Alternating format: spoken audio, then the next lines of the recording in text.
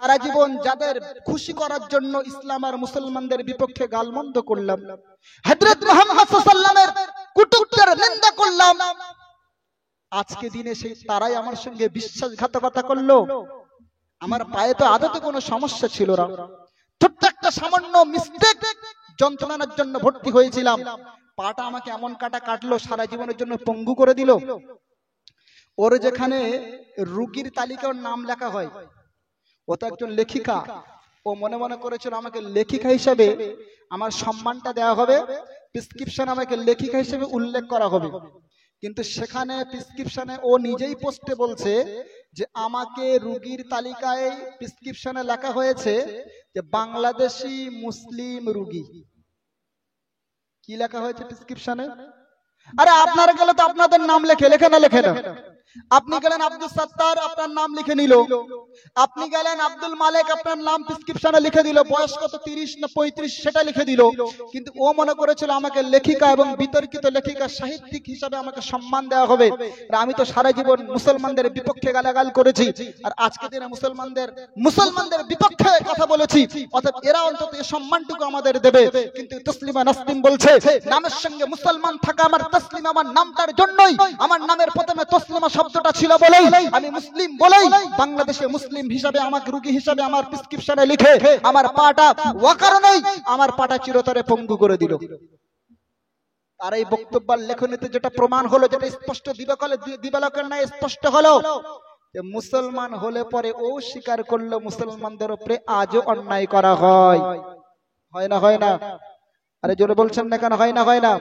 ও সেটা স্বীকার করলো যে মুসলমান আমার নামের শেষে তসলিমা ছিল বলেই মুসলিম রোগী হিসেবে আমাকে দেখা হয়েছে, আমাকে সাহিত্যিক হিসেবে সাহিত্যিকা হিসেবে দেখা হয়নি, আমাকে বিতর্কিত লেখিকা হিসেবে দেখা হয়নি, পৃথিবী বিখ্যাত সেলিব্রিটি হিসেবে আমাকে দেখা হয়নি, আমাকে দেখা হয়েছে মুসলিম রোগীর চোখে দেখা হয়েছে। আর যার সুবাদে আমার পাটা অকারণে কেটে বাদ গেছে, আমার পঙ্গু হয়ে গেছে, আমি আর হাঁটতে পারবো না। মুসলমানের ছেলেরা মনে রাখো, আমি আপনাদেরকে বলছিলাম এজন্য আল্লাহ পাক আল্লাহ তাআলা বিশ্ব নবী আমার হাদিস শরীফে জানিয়েছে মান সালাসা কুন্না ফীহি আসতানাল্লাহু হাতফাহু ওয়া আদখালাহু জান্নাতাহু। নবী বলছেন উম্মতেরা, উম্মতেরা, আমি নবী তোমাদেরকে দুটো প্রাইজের কথা পৃথিবীর জমিনে শুনিয়ে দিই। পৃথিবীর জমিনে এমন তিনটি ছোট ছোট আমল রয়েছে, প্রাইজ দুটো কি আগে শুনে নেন, আমলের কথা প্রথম পরে শুনবেন। বিশ্ব নবী বলেছেন মান সালাসা কুন্না ফীহি আসতানাল্লাহু হাতফাহু ওয়া আদখালাহু জান্নাতাহু। নবী আমার হাদিস শরীফে জানালেন একটা বাচ্চা যখন ক্ষুধা লাগে, বাচ্চাটা ট্যাঁ করে কাঁদতে শুরু করে। বাচ্চা যখন কাঁদতে শুরু করে, ওই বাচ্চার মা যেখানে থাকুক না কেন, বাচ্চার মা ছুটে এসে বাচ্চার মুখে দুধটা ভরে দেয়। আর বাচ্চা যখন মুখে দুধ পেয়ে যায়, দুধ খেতে ও বাচ্চাটা ঘুমিয়ে পড়ে। কখন ঘুমিয়ে পড়ে বাচ্চা নিজে বোঝে না।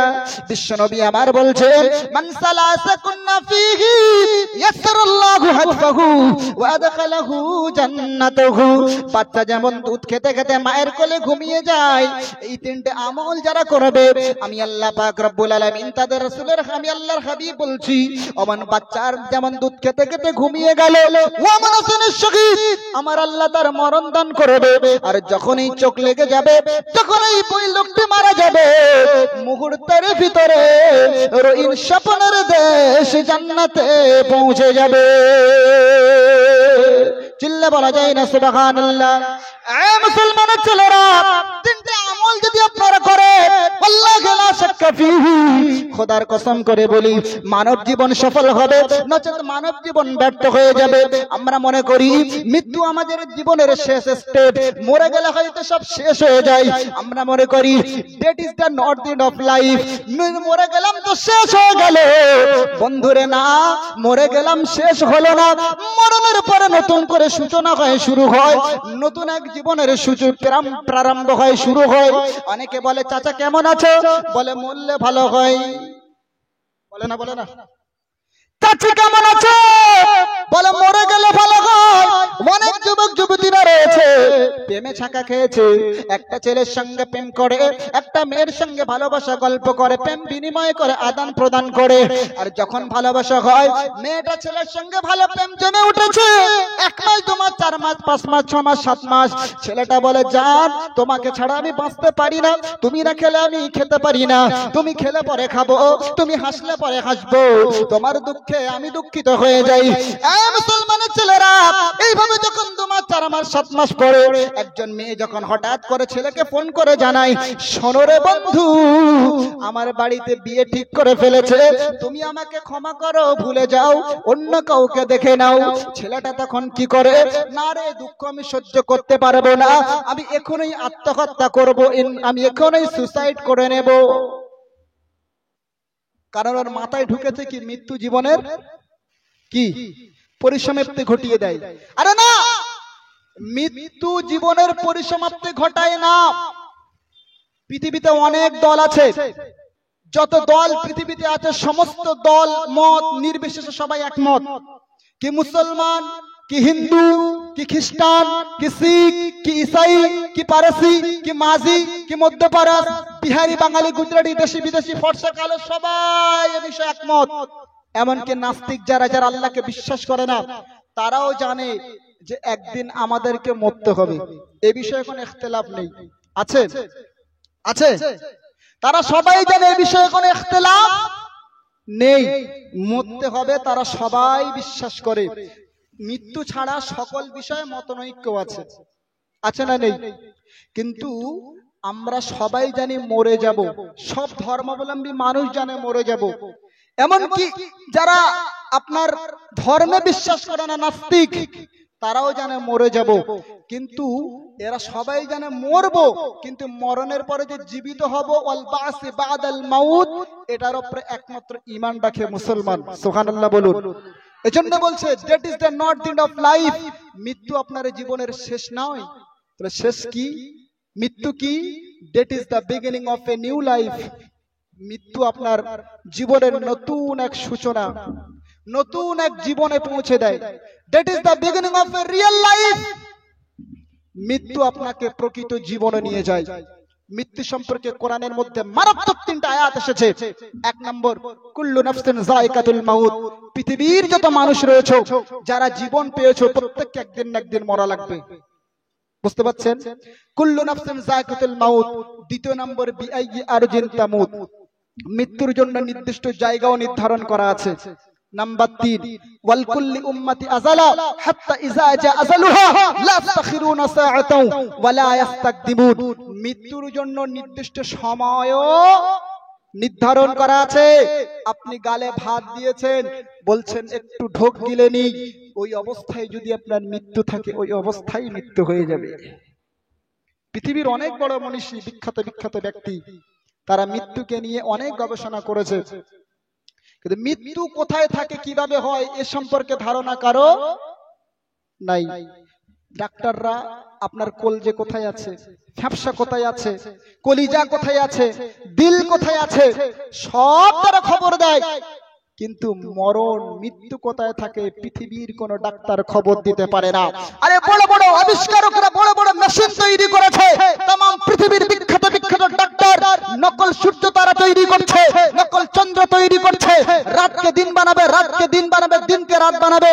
এই ক্ষমতা পর্যন্ত চীন সরকার গ্রহণ করেছে।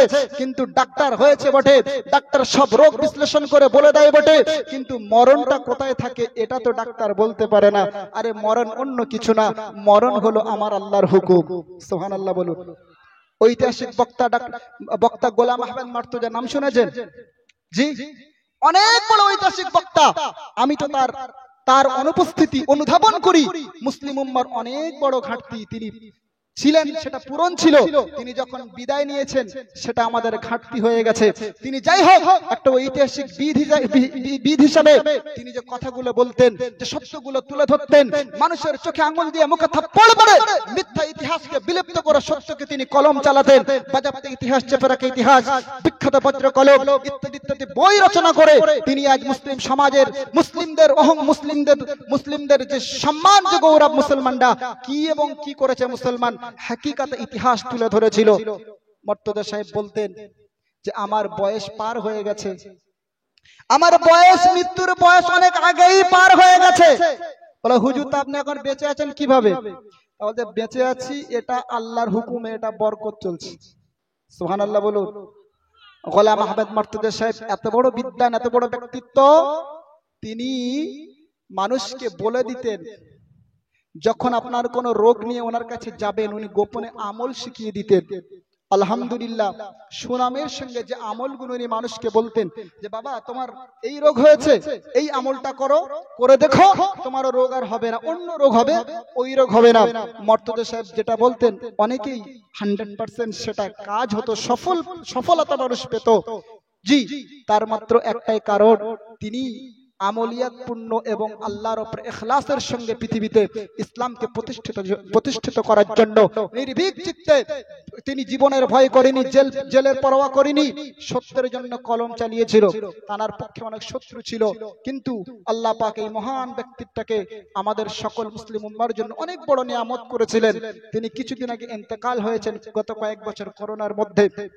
আমরা দোয়া করি আল্লাহ পাক তাকে জান্নাতের সুউচ্চ মাকাম আল্লাহ পাক দান করুক। সকলে বলি আল্লাহুম্মা আমিন। এটা জোর করে সবাই বলিন আল্লাহুম্মা আমিন। আমার সোনাচাঁদ ভাই সম্ভবত বক্তা সাহেব এসেছেন, আপনাদের অনেক পরিচিত এই এলাকার মানুষ, অনেক সহজ সাবলীল ভাষায়, গ্রামীণ ভাষায় তিনি খুব সুন্দর আলোচনা করেন। আমার ভাই, আমি ওনাকে যদিও চিনি, মাওলানা কারিমুল্লাহ জিহাদি সাহেব, উনি আমার পরে বক্তব্য করবেন। সুন্দর কথা বলে না? হ্যাঁ, আমার ভাইয়ের তো একটা ভিডিও দেখছিলাম, খুব ভাইরাল, মাশাআল্লাহ। এ আব্বা মাল বের হচ্ছে ইউটিউবে, ওরে বাবা খুব ভাইরাল। এই তো আমার ভাই, কই ভাই সামনে এসে ওই দেখছেন, খুব চাঁদরেল ভাই, মাশাআল্লাহ। আমার নিজের খুব ভালো লাগে কারিমুল্লাহ ভাইয়ের বক্তব্য, আমি নিজে শুনি, খুব ভালো লাগে। খুব সুন্দর ভাষায় সাবলীল ভাবে তিনি বক্তব্য করেন, মানুষের মনন জয় করেন। আলহামদুলিল্লাহ, এই ইয়ংস্টার যুবক, এনারা আগামী দিনে আমাদের জন্য দরকার, এমন বক্তা, প্রতিভাবান বক্তা দরকার আছে না নেই? আপনারা সবাই ইসলামের জন্য যেভাবে খেদমত করছেন, আপনারা দোয়া করবেন আল্লাহ পাক যেন এই সমস্ত ভাইদেরকে, আমাদেরকে ইসলামের জন্য আল্লাহ সঠিক যে বিষয়গুলো সেগুলো উপস্থাপন করার, বলার আল্লাহ আমাদের তৌফিক এনায়েত করেন। সকলে আল্লাহুম্মা আমিন। একটা গজল বলে আমি বক্তব্য ইতি করব ইনশাআল্লাহ। কে আসলো বলে এই পৃথিবী হলো উজালা, কে গাইল এসে সামেরি গান শূন্য কাফেলা, কে আসলো বলে এই পৃথিবী হলো উজালা, কে গাইল এসে সামেরি গান শূন্য কাফেলা। ও হাশিম মক্কি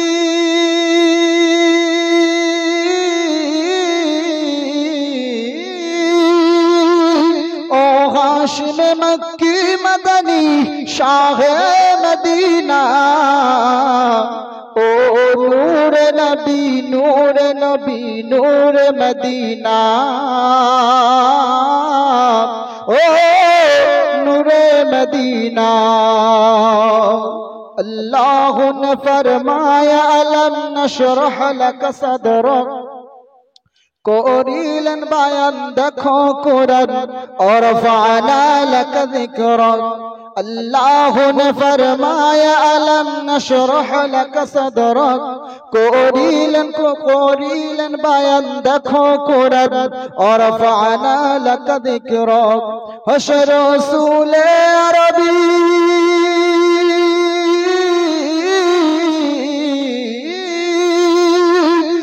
रसूल अरबी मानव दरबी शफाअत शफीना, ओ नूर नबी नूर नबी नूर मदीना,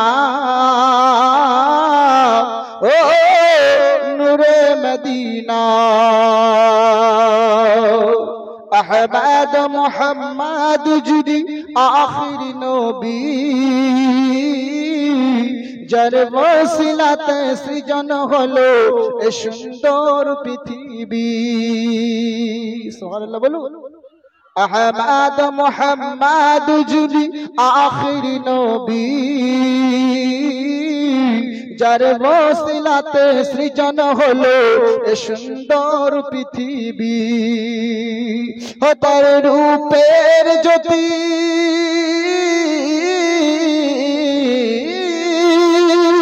ও তার রূপের জ্যোতি দেখে রবি হয়ে যায় নবীজির ফানা। ও নূরে নবী নূরে নবী নূরে মদিনা, ও নূরে মদিনা। কে আসলো বলে এই পৃথিবী হলো উজালা, কে গাইল সে সামনের গান শূন্য কাফেলা। আল্লাহুম্মা